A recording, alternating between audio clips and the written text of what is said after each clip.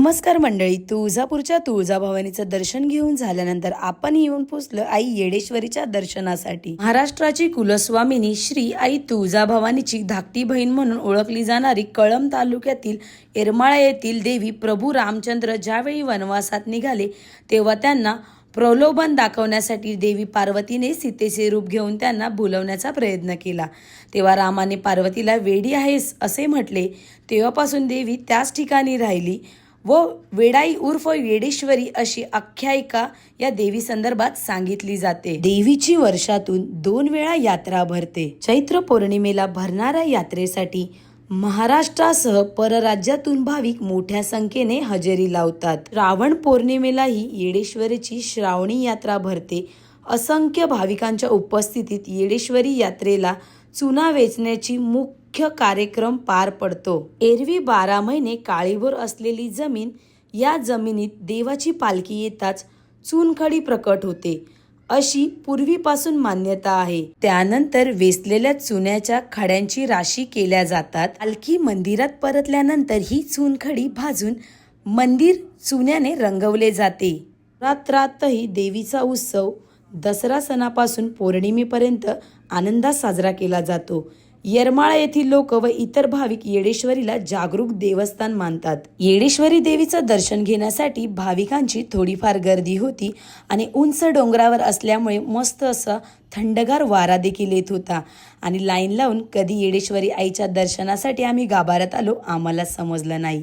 खूप छान वाटत होतं या गाभारामध्ये, थंडगार एवढ्या उंच डोंगरावर असून भाविकांची प्रचंड गर्दी आईच्या भेटीसाठी।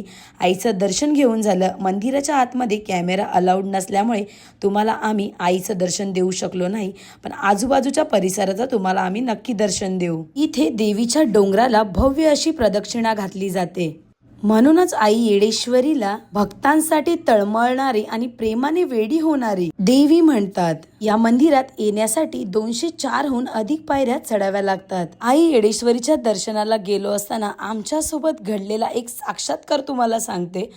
आम्ही आई येडेश्वरीच्या दर्शनाच्या रांगेत उभे असताना एक स्त्री तिकडे आली आणि त्यांनी त्यांच्या हातातील ओटी ही आमच्या हातात दिली आणि बोलल्या, आई येडेश्वरीची ओटी भरा। आम्हाला खूप नवलच वाटले, कारण आम्ही एक ओठी घेतलेली आणि त्यांनी आमच्या हातात येऊन ओठी दिली, ते देखील आई येडेश्वरीच्या गाभाऱ्यात जाण्याआधीच। पहिलं तर आम्हाला काही सुचलेच नाही, पण त्यांनी दिलेली ओटी आम्ही स्वीकारली आणि आई येडेश्वरीची ओटी देखील भरली। हा अनुभव काही वेगळाच होता आमच्यासाठी। आई येडेश्वरी कधी भक्तांच्या हाकेला धावून येईल ना, आपण सांगू नाही शकत। त्यामुळे म्हणा आई येडेश्वरीचा उदो उदो। आणि आई येडेश्वरीचं दर्शन घेऊन झाल्यानंतर आम्ही निघालो पुढच्या देवस्थानासाठी भेट द्यायला।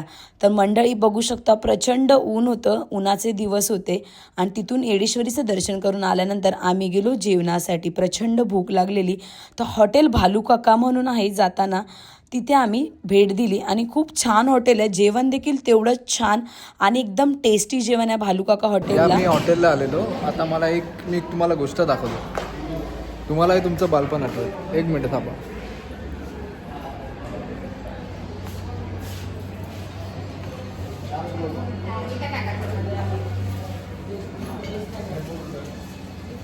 बघा बालपण आपले पहिले, याच्यामध्ये त्यांनी सर्व दाखवलं। आणि हे बालपण मी माझ्या भावासोबत केलं। भोवरा खेळलोय, गोट्या खेळलोय, कबड्डी खेळलोय, कबड्डी, विटी दांडू,